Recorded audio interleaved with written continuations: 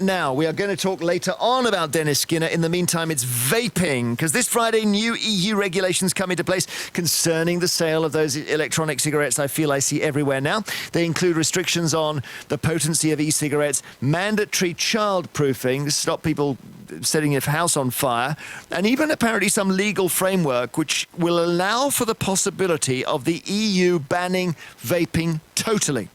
But does smoking e-cigarettes actually damage your health? Well, Dr. Michael Mosley's been filming for Horizon on BBC Two. He wanted to find out what effect a month of heavy vaping would have on a non-smoker, so he experimented on himself, and he's here to tell us about it. Good afternoon. Good afternoon to you. And you've got one of them. That's as close as I've been to one, actually. Let me have a look. Okay, do you want me to blur it? Is this your personal one? No, I borrowed it because at the end of my vaping, I handed mine back It's just in case I heavy, ever felt addicted. It's a heavy old thing. It's like a cigarette lighter with a fitment sticking out of it, basically. Indeed, and you can get bigger and heavier ones because the ones which are... Let me just inhale for you. Oh, okay. So the smoke, in inverted commas, comes out, but it's actually water vapour, is it? It is. It's mainly water vapour, a little bit of flavouring. Can you smell that? I think there's a Hang on, strawberry. let me listen closer. Go on, do it again.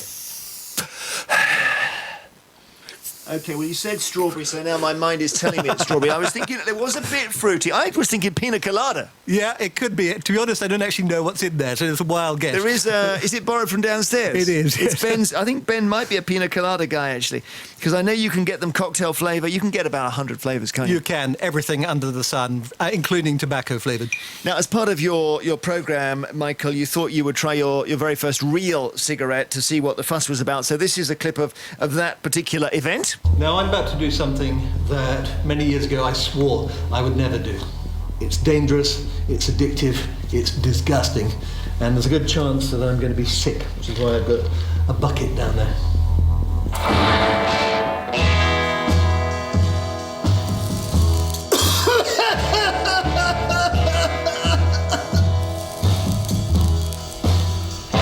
Ah, God! People do this for pleasure.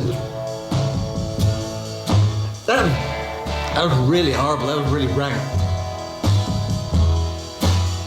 It's really sort of burning its way down my throat at the moment. You might find it hard to believe, but I have never, ever smoked before. Not even a drag. It's not, I think, what happens in the movies. I love the music. What is that song? I can't remember. I don't know. That's famous. It's very famous, isn't it? Yes. It's not Dwayne Eddy, is it? Anyway, back to your smoking. I must say, I'm quite scared of doing that because I think I'd react like you. It sounds like your body is saying no, no, no. There is it? It is. I mean, to be honest, what you're doing is you're inhaling a burnt leaf. So that's what tobacco is, at least in the form of a conventional cigarette. You take tobacco and you burn it, and it produces about 2,000 different chemicals, most of which we don't even know what they are. And there's lots of tar in there, and that's kind of what you're inhaling. And the reflex that your body has with the cigarette, which is to expel it, you start to override quite quickly as a smoker, do you? You clearly do. I mean, I also started to cough a lot when I took up the e-cigarette, but that has passed. So I can now inhale without coughing madly. And I briefly felt like throwing up, but that also passed. It's a really weird thing, because obviously teenagers take it up, and I'm sure they all have the same reaction. And yet, having spoken to people who've smoked for 20 or 30 years, they say, I started when I was 14, I had the first cigarette, I coughed like hell, but there was this great big rush, and also the sort of, being part of the gang. And clearly, that's what happens, not to everyone, but it happens to a lot of people. And a lot of people I spoke to who are currently heavy smokers, they started when they were young. OK, now onto the e-cigarettes. You went to a shop in London where a member of staff showed you how to vape. All I want you to do is to hold this button down for 2 to 3 seconds. Okay. Take an inhale of the device as you would a normal cigarette. Okay. It's not as aggressive a cigarette, is it? No, not at all. I've got a nice sort of minty flavour to it rather than tobacco flavour. So you had, it sounded like the same reaction there. Initially it was. I did a lot of coughing, and then it kind of passed. So it took probably about 3 or 4 days, and I was never convinced that I was a really, effective vapor, because they measured the blood levels of all sorts of things over the course of the 4 weeks I was doing it. And I occasionally got calls from the researcher saying, "You're not smoking enough." Increase, so yeah. So let me just give you my layman's sort of view of it, and you tell me if I've got this right or wrong. A real cigarette is dangerous because of the stuff you burn, the tar and the tarmac or whatever's in there, and that's what gives you lung cancer. If you take that away, you've got vaping, where you're only inhaling nicotine, and that is very, very addictive but not dangerous, and therefore you can be addicted to nicotine but not placing yourself in danger. Is that right? That's broadly right. And one of the curiosities is that people think the nicotine is extremely dangerous. The evidence is it's not. And then there's also question marks about the addictiveness, because again, some of the researchers I spoke to said that really in the form of a cigarette, it's very addictive, possibly because it's interacting with some of the other chemicals in it, but by itself, the evidence is not so clear. And they've done studies on animals, and with animals you can get them, the smoking beagles, whatever, you can get them to enjoy cigarettes and crave cigarettes. It's very, very difficult to get things like rats to voluntarily consume nicotine in its pure form. And indeed, the only way they can do it is by stressing them, then they get them to consume it. But given the choice between nicotine and sugar, they prefer sugar. I see. So therefore, after how many weeks was it, vaping? It was 4 weeks, yeah. After 4 weeks, were you addicted? Not at all. Really? I feared before I began. That was one of my anxieties, one of my wife's anxieties. She was really not keen at all. I mean, she's a GP. She said, "You're really stupid. This is insane. Don't do it." Could it be a gateway to real smoking or not? That is one of the anxieties. And I have to say, that's not what happened to me, and that's not what the evidence is. That there was a report out yesterday where they looked at this, and they found that about 0.1% of the population who vape are non-smokers. The fear was that vaping would be a gateway. There's absolutely no evidence of that at all at the moment. Okay, because the Welsh Assembly, for some bizarre reason, decided that vaping could lead people to real smoking, and then they stepped down on it. Completely, and there's huge anxiety out there, and I'm not entirely sure what it's based on, and that was kind of what the documentary is looking into. How good is the evidence? Where does the evidence come from? And how anxious should we really be? And I must admit, on the basis of what I experienced and what I look like, I think there is a danger that we are going to overreact, that we know smoking is fantastically bad for you. It's not just it's going to increase your risk of lung cancer, but it massively increases your risk of heart disease, of becoming impotent, all sorts of things. Basically, it damages your arteries, and it damages pretty well every system in your body. Now, e-cigarettes are probably 95% safer. There is they're not entirely risk-free, but certainly compared to cigarettes, and I guess one of my things I bang on about is I hate cigarettes, really, really hate them. I hate the smell of them, and I hate the impact of them, because I've seen, when I was in medical school and when I was training as a doctor, I saw so many people whose lives were completely wrecked by cigarettes. So I was talking to my colleague, I won't say her name, down the corridor, and she smokes 20 a day, and I said, "How are you doing?" And she said, "I'm fine. No effect at all." Yeah. She could be lucky, or she could just be storing it up. Yeah. There's all sorts of stuff which comes down the road.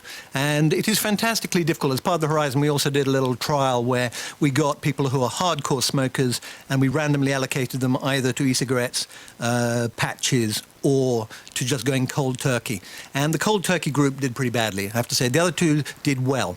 And we're going to be following them up to see how long they stick to it. But that's kind of the selling point, is that if you can persuade people to get off cigarettes and on e-cigarettes, then the amount of damage. And we saw profound change in just 4 or 5 weeks in these people when they had switched.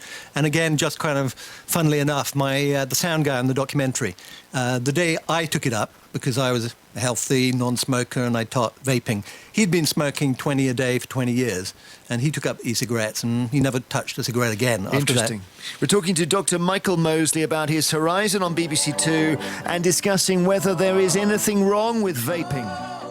We are with Dr. Michael Mosley. He's been vaping just to see what vaping does to the body, and it seems like any side effects at all, Michael, or not? A mild inflammation of the lungs. So they measured my lungs before and afterwards, and they found more of these things called macrophages, which are part of the immune system. So that suggested something was going on, which was not wholly healthy. And that could, because lung disease is a very serious thing, so you don't want the sarcoidosis and stuff like that. Completely. So is it possible that this is a pathway to that? Possible, unlikely, to be honest. And it kind of went away as soon as I stopped. Okay. But let me think.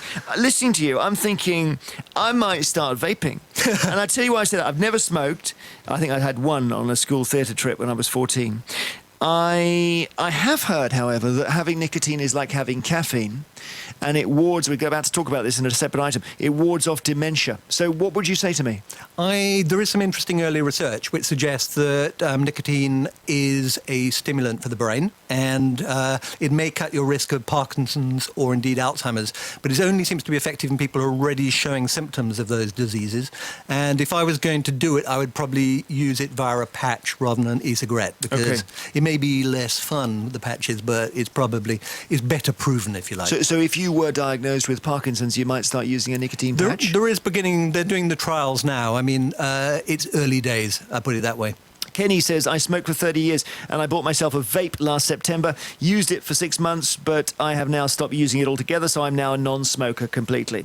That's essentially what they're there for, isn't it? That's the hope, yeah. Ron Osborne emails, vaping is as stupid as smoking. You don't know what's in those cartridges, you're breathing it straight into your lungs. It also makes people look like prats. That's true. That's probably true. I thought I looked cool and my kid said, you look like a prat. But it is a device. It's not like a cigarette. It's a big lumpy thing. Merlin Farwell in Stourbridge in the West Midlands. Hi, Merlin. Good afternoon. And you've been vaping yourself? I'll do it now. I've been for just over 2 years, and I've saved £10,128 as of today. Oh, you must have been smoking a lot of cigarettes then. It ended up. I started when I was 14. I'm now 69. Okay. Yeah, over 50 years. Okay.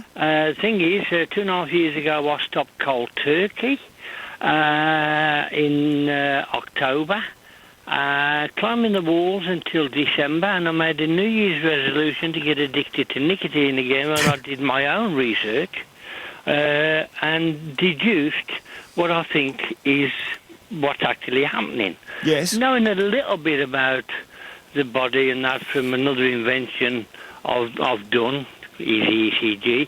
It's on the net anyway. Thing is that the body is chemicals, it's chemical action, it's all electricity. And the way you get my theory of the way you get addicted to nicotine is you got receptors in the brain. Yes. That nicotine fills these receptors. It jollies them up. Yes, and you get a high. Yeah. Which is like you do with running and that if you don't smoke, I can imagine. And when did you develop that theory?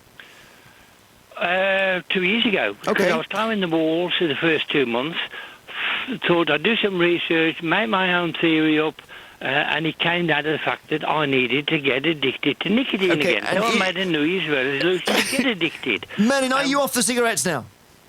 Say again? Are you off the cigarettes now? I've been off the cigarette for 2.5 years. I'm never going to smoke a cigarette again, but I'm not going to stop nicotine. Okay, thank you. Well, there we are. He wants his nicotine. Yep, and indeed, that's kind of what happens. And to be honest, good luck to him. If he's off the cigarettes, then obviously I would be more enthusiastic if he dialed it down entirely. And I've got friends who vape, but they actually use no nicotine. They just like the action. Kate Williams in Birmingham says, we find these cigarettes to be fantastic. My husband smoked for 40 years. I smoked for 30. He's being made redundant this Friday. Well, good luck to you, Chris. So we realised we couldn't afford to continue smoking, and we bought e-cigarettes, and we just haven't smoked at all since then. Let's see, Beth Monaghan in Thorne, Doncaster says, I'm asthmatic, but unless I feel particularly bad, I can sit close to someone smoking a cigarette. However, I was walking down the street and I got an asthma attack, which I think was caused by somebody vaping near me. David Johns in Nottingham says, I went into a public toilet last week. That's not maybe the best way to start, but let's see. 2 lads were in there vaping, and it left an unpleasant taste in my mouth for hours. So the backlash is starting. I don't know. I haven't seen a sign in a toilet yet saying you're not allowed to vape, but they've got them everywhere else, haven't they now? And when you vaped, did you vape a particular flavour? Menthol, mainly, a bit of mint. I varied it. I had a go at pina colada, I had a go at strawberry, but mint kind of was the one that worked best for me. You liked it? Yeah. But you're not going to continue? I'm not going to continue. I don't feel any compulsion, and I actually struggled to keep up to the levels of vaping that they wanted me to do. OK, is the Horizon about to come out? It is. It's coming out on Sunday evening at 9:30. Brilliant. Michael Mosley, thank you.